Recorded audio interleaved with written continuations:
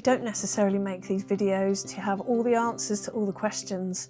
Questions like, why is there so many repeated stories of crucifixion? Where did the symbol of the cross originate from, and why has it been such an enduring symbol for humanity? What really did happen at Jesus' crucifixion, and more importantly, the resurrection? Why is it important? Why is that story still here today? My intention is not to be a know-it-all, just to explore my curiosity and hopefully spark yours.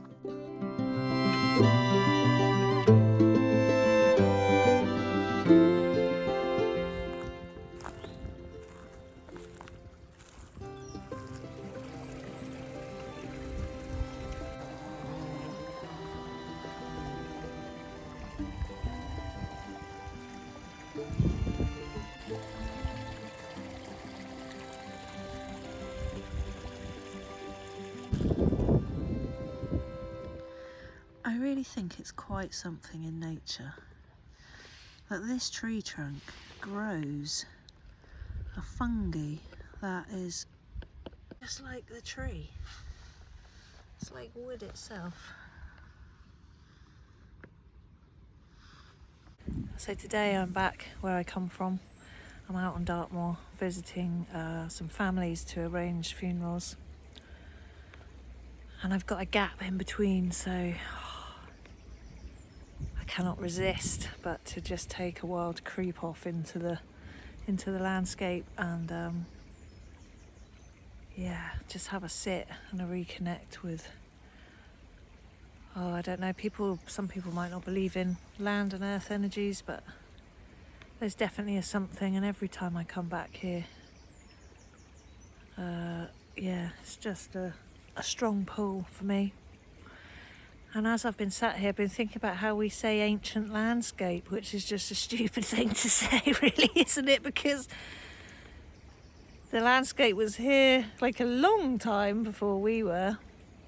But then actually I'm just looking over this bank. There's a stone wall here, and there's a hedge over there, and just on the other side of that it goes up onto the tors and open landscape of Dartmoor. But here I'm still in National Park land where I'm sat now. So obviously these field clearings and hedges and these wall boundaries have been made. They've been made a really long time ago, and so that's not natural to the landscape, but it's just an integral part of it now. But when I think of ancient landscape, I suppose I am thinking back to those ancient Celts that lived here, but also just the actual connection with the landscape itself. The Celts really had, it was the land, the tribe. They were deep, themes? They were important aspects of Celtic life. It's being out in this landscape, and I don't know, it's like a recharge for me. And there's not often times in the day now where we're just still. And I'm a squirmy little sod, so there's not much longer I can sit here for. I've been here for a while. I've had a nice picnic lunch, and I have to get ready to go to my next meeting.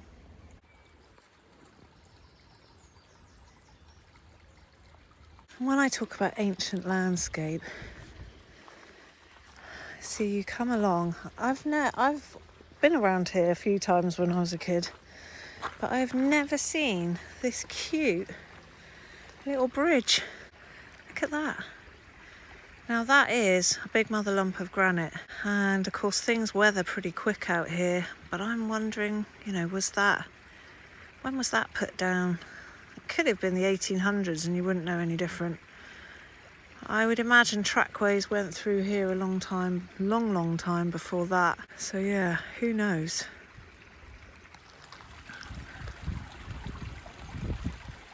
There are bridges, like suspension bridges, and amazing feats of engineering that help us to get across huge rivers. When you come across something like this, you see a little bridge like this, I'm as in awe. And actually, there is more wonder, far more wonder.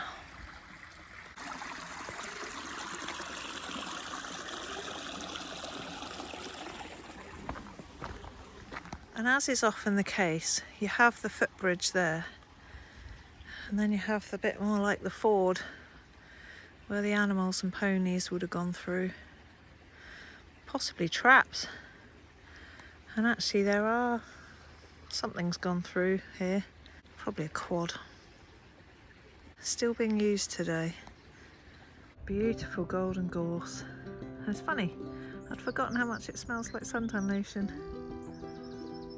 Look at it, all shining in the sun.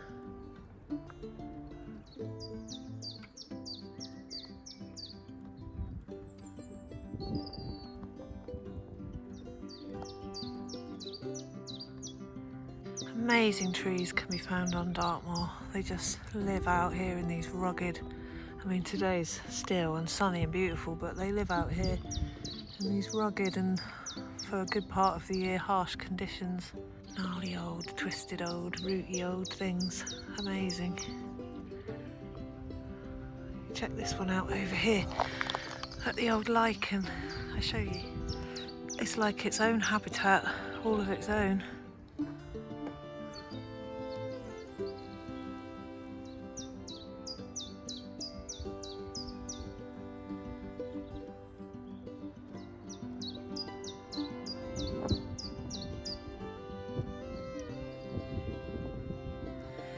You see, some would say they don't look special, but there's something for me about these gnarly old moorland trees. And look at this pair here. Now this tree here, one has completely tipped over but it's still rooted in. The other one is still very much rooted in. And very soon these are going to be the most beautiful thorn blossom. I wish I was here to see it. Maybe I should. Oh, look, there is some already coming out. When you take the time to stop and look at things really close up, blackthorn blossom is literally one of the most, when you really look at it, it's one of the most beautiful things. Today is a cracking spring day. There is literally one little tiny cloud in the sky.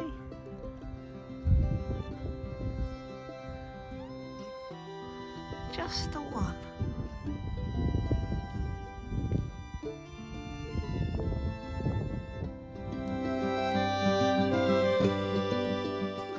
Hi, I'm Reverend Grace, and we're in week 5 of Lent, and I am still not watching any YouTube. And actually, what's happened now is I am very quickly Googling facts, but that's because I'm reading. So I have umpteen books, as you can see. Most of these I haven't read, some I use for reference, but at the minute I'm really I'm getting right into getting into the depths of Celtic Christianity, and that's come out of a couple books.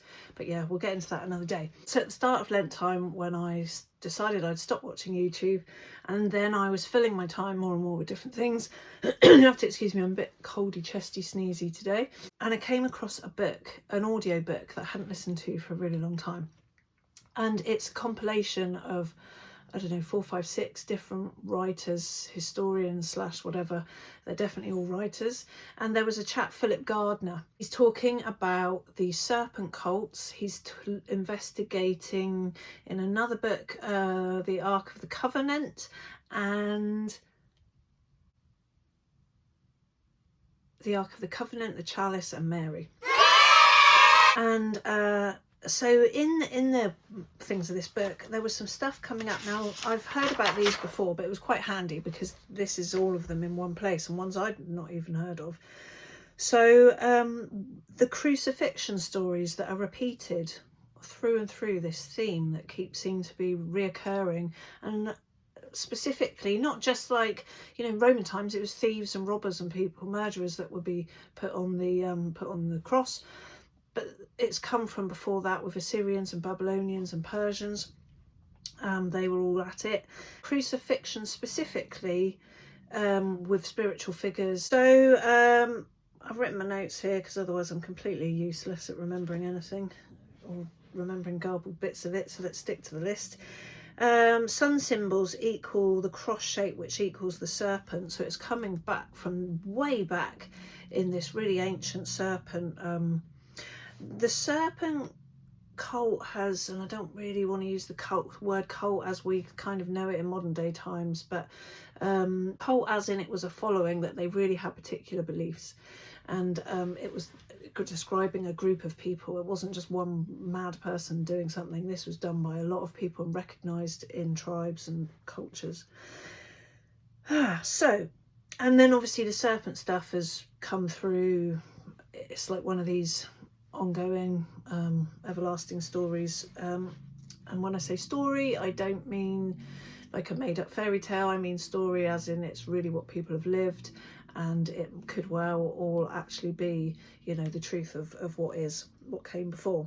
Nineveh, the Assyrian monuments. In Assyria they showed the crucified form. It was widely used and predated the progenitors of the cross, Philip says. And then there's Zoroaster. Zoroaster was born by Immaculate Conception, and he had his soul was hung from a tree, actually from the Tree of Knowledge. Prometheus, Greek mythology figure. I got a photo of like an amazing statue done in the 17th century, which is like 1600 and something. I mean, imagine getting this out of a whacking great piece of stone.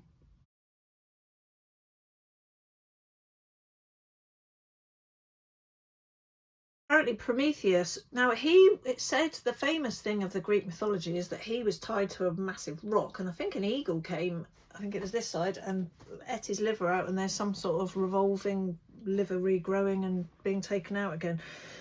But Philip Gardner is saying that Prometheus was crucified nailed to a cross. And then there's this guy Tammuz. I'm not sure where he came from, but there is a Tammuz that comes up in Egypt way back when, and that would link actually because he was crucified and raised from the dead for the salvation of the world, and he was represented by the Tau cross, and that is this shape. This T shape is the uppercase of the Greek letter tau, T-A-U, and this painting is from the School of Bruges, late 15th or early 16th century, and you'll notice that it's not the typical cross that we have with the upright rising above his head. It's just more like a T-bar. So the Tau, T-A-U, Tau cross became known as the St Anthony's cross. I'm not quite sure how, but interestingly, he was an Egyptian monk. He was one of the Desert Fathers, I think. He was a Desert Father. He was something to do with the Desert Fathers. And he went off into the wilderness for a long time, and he was quite revered for that. And he in the wilderness, and it's odd because it's quite like a Jesus story, a part of Jesus' story. He went off enduring supernatural temptations, whatever they may be. And there's, you know, in the shamanism and things, these were sort of initiations that you go off into the desert. So this is something that obviously it must have been practiced. Common sense is telling me that it was practiced years ago. Then there's the Romans. They worshipped in their pagan times before converting to Christianity. It was a stellar cult. The stellar cult must have come from Egypt and way back, because they had a whole stellar and moon cult. But anyway, they revered Sol, and Sol was crucified, funnily enough, on the 25th of December. So yeah, another little tie. Next on the list, the Assyrians had their god Baal, who was quite often represented with his arms outstretched in the crucified form. So, and then there's the big whammy. I'm sure there's a story of Buddha being crucified. But anyway, getting to the Hindu one, the Christian, that's how close it is. The Krishna story. So Philip says, so in his words, Krishna is the Hindu god Vishnu. Or should that be Vishnu? Have I written that wrong?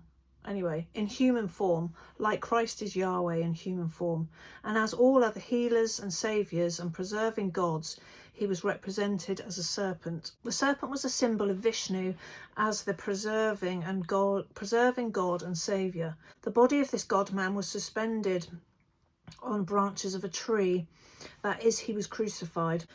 And his disciple Arjuna came to take the body down off the tree, but the body had already been taken away, or it had disappeared, is how it's written, or how he says it. Many of the images of Krishna have been removed or destroyed by the Christians.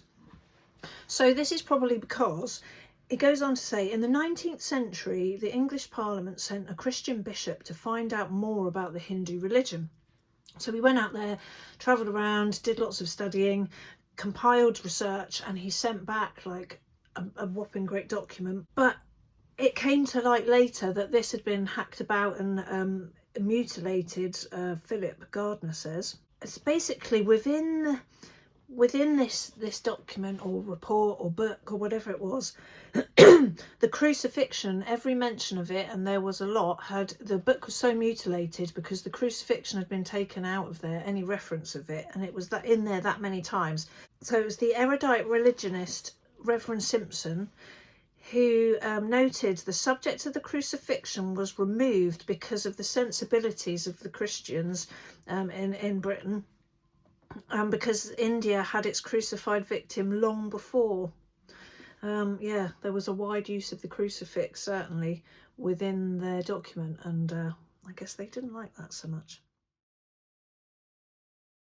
Get into different types of crosses now. Of course, the cross is widely recognised as the symbol of Christianity, but it's not exclusive, and it was used way back. In Egypt, they had the Ankh, the hieroglyph that represented life. It was used in the worship of Aten, whose symbol was the sun disk. And an effigy of a man on a cross would be put in fields to protect the crops, interestingly. So the circle, be it used for sun disk, in other cultures and other times, it was seen as the female genital circle. So the cross would signify the man in conjunction with this circle and the female orb. It was considered together, they were considered an amulet of blessedness. And you see it appear here, the circle again, in the Celtic cross. And here is the Chi Rho cross, the early Roman Christian signifier, using the two Greek letters for X and P. And this is the crucifix shape that we're much more familiar with and associate with Christianity. And then, of course, in modern day, we have a circle and a cross representing the female gender science symbol. So, yeah, there we go. And then also, in my book, the Great Cosmic Mother, who is it by? Oh, it's definitely a name I can't pronounce. You can read it and write it down yourself. And so I looked up what this has to say on the cross, and you'll see here. Lovely. I will, now what does it say? Okay, so what does this say? This is talking about the swastika initially, because I've looked up cross in the index. The swastika is one of the most ancient abstract symbols. It is found scratched on Siberian clay figures of wild geese on the underside of their wings from the earliest Neolithic excavations. The cross originally represented the earth, the Great Mother's body, her arms outstretched, the four directions.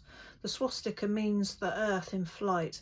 It is the cross with feet or wings set in motion. The earth and its moon are wheeled through their changes. Later seen as a sun wheel, the swastika was first a moon wheel, and like the double crescent, the labyrinth, it could signify both direction of the cosmic spin into creation or dissolution.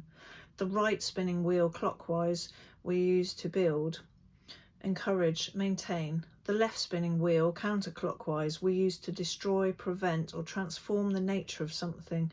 Just so, the whip circle turns clockwise to do, widdershins to undo.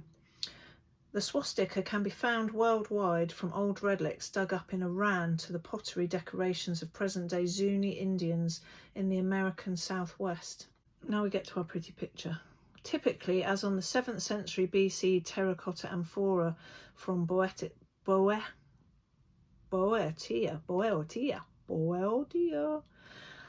and other statues. It's taxing that you can just read.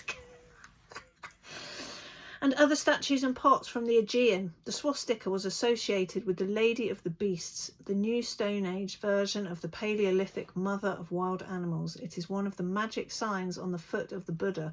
Taken over by patriarchy, the swastika has meant only destruction. Hitler read it as an Aryan fire sign. So there we go. That's the feminine side of that. So getting down to it with Jesus's crucifixion and the resurrection, what really did happen? Did he actually fully die as we would know dead on the cross, or was he given some sort of a herb on the sponge with the hyssop and all of that by his mates, Joseph of Arimathea or whoever rocked up with that? Was that one of those things where they knew how to use certain plants to knock people out? So you were having a near-death experience, you were dying, and then the point is that you come back a few days later, people are tending to you at the time, you're not just left. It's like an initiation thing back in the mystery schools, as I understand it. And maybe that was what happened, and he went into the tomb. So all intensive purposes, he appeared to die. Is it made into more of a biblical story that he actually did die and he came back to life? And then it's that, you know, some say he ascended into heaven, and what is that like, on a spaceship? Or is that like a light thing, like Buddhas and Rinpoches, when they die, they go up in a sort of a rainbow light thing?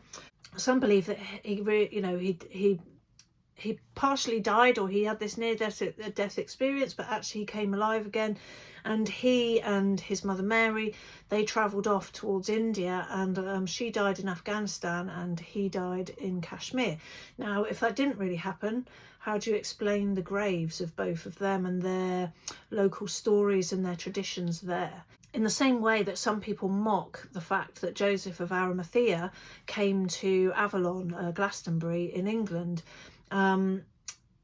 but there seems to be evidence that certainly supports that, and that's another book, but not that I'm writing, one that I've read, or I'm reading it at the moment, and but it's a bit like it's spanning out in this tree of life of like going down the rabbit holes. This led to one book and a one book. I've currently got about 5 books on the go that have all spanned from this one in the beginning. Anyway, I will get back around that loop one of these days, and we'll come back to those books because they are quite fascinating. The history of Britain and Christianity is not quite what you think, but it is to do with Jesus. So yeah, there's a lot of things that are passed off as myth or story, and there are things that in some historical things you can prove but it's true, but many doubt it and would certainly kick up a fuss and say that it absolutely isn't true, and they would push that argument right on home.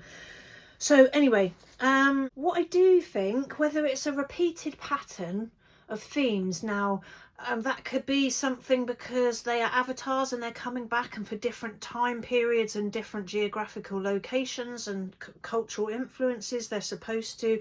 This is a key story that is repeated because it has such a power. Is it a key story that's repeated because it is literally repeated? It's something that is passed down. It was such a strong story. That kind of makes it feel like some things were, it's like a copycat story that you're literally just making up. It might as well be a fairy story. And I would say that certainly from the historical evidence, Jesus was a man living in Judah or in Galilee, and he was put to death on the cross.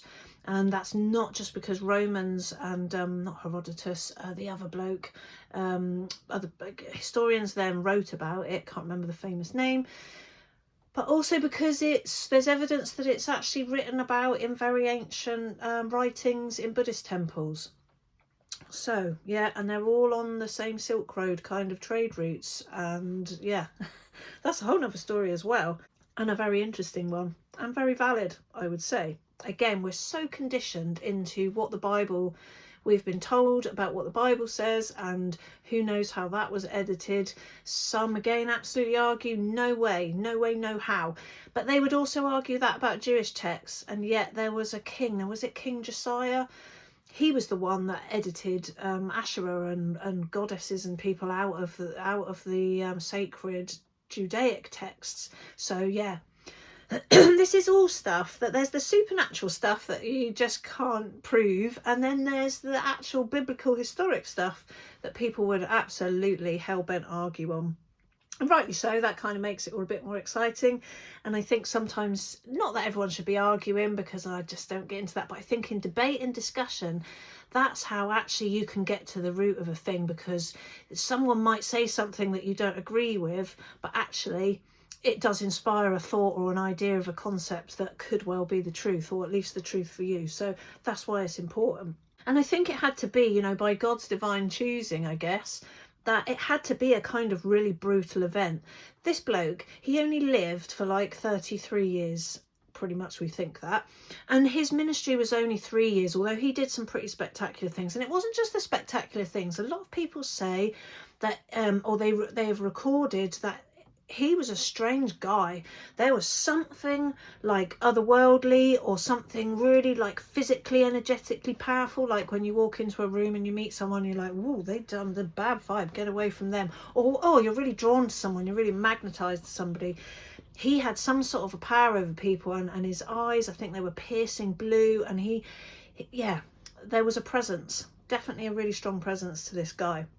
So he already made an impression on people, a lasting impression. But this thing of the crucifixion, it was really driving home, like it was a brutal act that seemed completely unjust and unfair. And that's, in terms of hero's journey and thing, kind of stories that have people, humanity, gripped over eons. That kind of tells me why it had to be such a brutal sort of a drastic ending.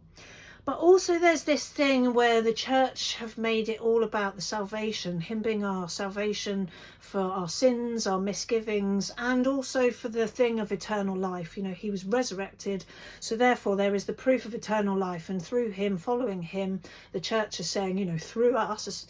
So the church is saying, through us, you know, you follow us, and you do what we say and follow our doctrines, and then through us, you know, you're following Jesus and you're signing up for Christ and God, and therefore, you know, you will have a mortal life. You will, after this life, when you die, you're going to go off to some think it heaven, some think it, you know, with sitting with Jesus. People think it's all different things, but this act of the crucifixion, of somebody being put to death, or somebody who appears human in body, but they are God definitely in spirit, or God's son, or, you know, people say it different ways, or believe it, think of it in different ways. It was the thing of, yeah, this thing of like the soul being divided and from our physical form, and being able to ascend somewhere. But Jesus was telling us in his teachings that seem to be coming around as like more modern day teachings, or understanding of his teachings now in modern day life, should I say, that he was trying to say the kingdom is within you. So this thing, you know, this place that you think you can ascend to, this heaven, I found a little thing somewhere, I haven't got it here. I wrote this little thing, I made this little book thing a long time ago, and I did a little writing in it. It was funny, I think I did it like in my late teens or my 20s, and I opened it up, and the first thing it said is heaven can be here, or it is here on earth. And that, funnily enough, now that I'm learning what I'm learning and following what I follow, yeah, basically that's what Jesus was saying. The kingdom is within you, and that is also, you know, pointing to your connection to your inner self, which is your higher self, and also therefore that divine connection to the other world that is heaven, or godly realms, or wherever. If you want to talk about godly realms, look at week 3 video. It's all about me trying to fathom out in drawing chart kind of a things, where on earth is God? Yeah, what is God? How is that working? Creator, not creator, overseeing, organizer, designer, father figure. Yeah, have a look at that one for all of that. These Lent videos are really not what probably people that are tapping on a Lent video think they're going to get. But anyway, this is the new way, or maybe it's the old way, but it's coming through again. I don't know. So also I've written here, this is like kind of one of my own thinkings as a response to what I'm learning, looking at why this is a repeated event through time. I've written it's like a preset pattern of God showing up on earth, and hence why Jesus, Buddha, Krishna are all still alive in the world today.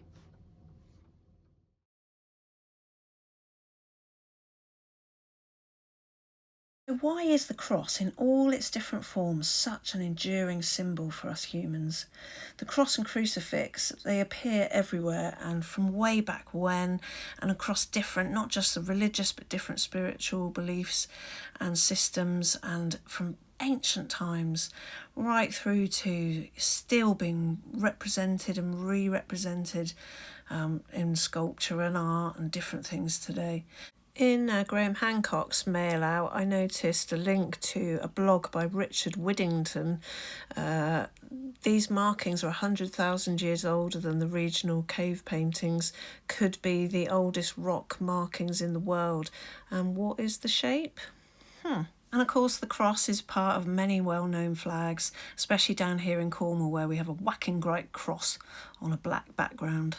This got me to thinking back to those ancient stellar and lunar cults, when they were beings very much connected with the earth and the cosmos around them, taking it right back to the absolute basics: man, the human body, our soul within a material body. Why is the crucifixion so enduring, and the crucifix the cross symbol? Why has Jesus' story, I think it was really meant to last. It was meant to. Like, the Jesus story is of, it's of a divine nature, so I think it's going to last. It's my sense that the crucifixion, like the Great Flood, is like a story that is like right in our bones. And that's especially here in Britain, actually, because it is recorded and it's known that in it must be Old Testament times, that ancient Israelites, complete with their Ark of the Covenant, not necessarily the main one, but apparently there were lots more than one. So there were Israelites, and they brought their Ark of the Covenant, always travelling ahead of them, and they tracked their way across Middle East and Europe and up to Britain. And the name Britain, Brithain, it comes from covenant land of the covenant. So this was to be their promised land, their promised holy land. But anyway, that's a story for another day. So this has been an enduring memory and story, even for atheists, like, who struggle reconciling that there's this all-loving, ever-creating God who's created a world where there's massive suffering, especially, like Stephen Fry puts it, there's little kids that get like bugs in their eyes and things like that. So the crucifix, it's this marker of a brutal image of a man, like an incredible, astonishing, wonderful man, godlike, divine, certainly. And he's been killed on a cross. Certainly before that there was the beating and the crown of thorns and the ridiculing, and he was being spat at and whacked. And he'd already gone through a really unfair trial process, and Pilate had done his thing of washing his hands with it all, didn't want to be a part of it. There's an interesting thing, I'll save it for a later video, because it's Lent related and it's quite interesting. And really, I'd have to look up on YouTube to find it, but I best not do that. No, I'll try and remember it. I've got notes about it here somewhere, I'm sure, so I'll try and find it. It can come up later. So the whole thing wrapped up, this Jesus story, it's going to endure and be talked about for a long time, because of who he was. This guy who was like, you imagine, like the brightest star ever to be lighting up the world, burning so bright, and then poof, like gone 3 years later, 3 years after he really sort of, got going in his ministry. And here we are talking about it, just under 2,000 years later. And why? For those like me who question things and are seeking our own truth and meeting the mystery of it all, and perhaps actually even for those who aren't choosing that path at all.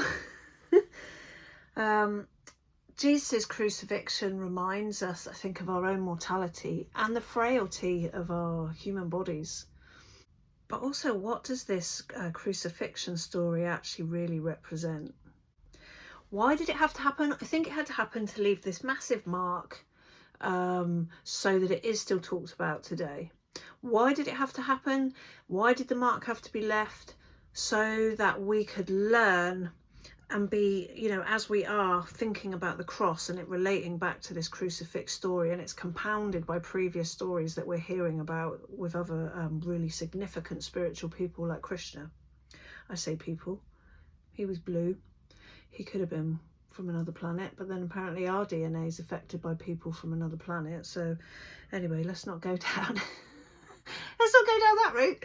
Okay, so the crucifixion, it's this representation, isn't it, that Jesus suffered on the cross, he died, he was buried, he rose again according to the scriptures.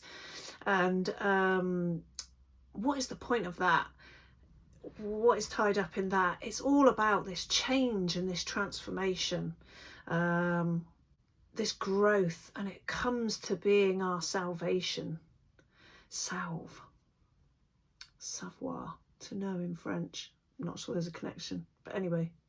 If Jesus had just been telling a few stories and doing a bit of miraculous healing, he may well have got lost in the depths of time, just because of human nature, although I think if there's this God divine influence, it was going to come out anyway. But this is kind of, why I'm saying it happened, because it had to be like this. It had to represent something so powerful. And because we're talking about all of his life's teachings, because he's still around, because in our memory and our lives, because it made such a mark with the crucifixion, maybe that's why it had to happen, and it is like it is. But also I'm thinking about the cross symbol. It's really embedded, that symbol, in our lives, and it's, like I said, it's come from way back before the whole Jesus thing. But also what I was thinking is this thing of the cross and the circle and the cross, so that's like the man, and it's the four, or man, man, woman, humankind, and it's the going, oh no, it is like man, actually, man. Anyway, this thing of the cross, and it's going in all the four directions, but also, even though it's not marked, it's still encompassing the same way as a compass does, the full 360 degrees. And then there's the circle, and the two have a link, in the sense that the circle spans the full 360 as well. So yeah,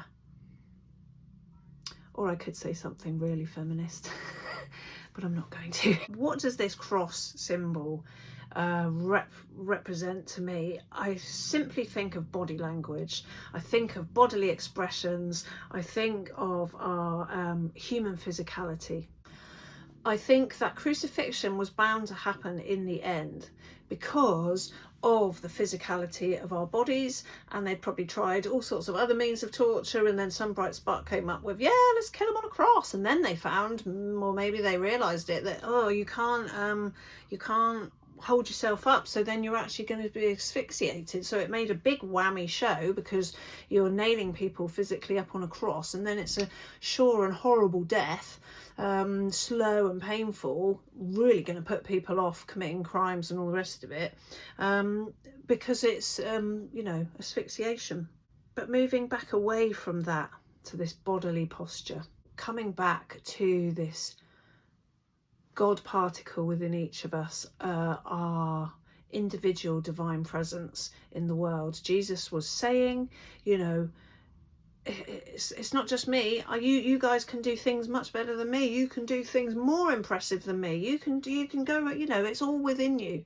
This is what he was trying to say. And here we are, a soul, part of God in a physical form. This is what he wanted us to realise.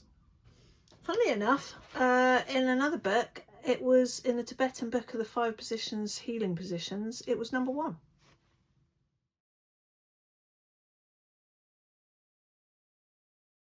So just thinking it back to body language and our physicality, how we can express emotions through, how we can, most people think of the standing on the top of the mountain and throwing your arms out and you're looking out on nature. You're connecting with the cosmos, you're connecting with spirit, you're connecting with God in whatever understanding that is to you.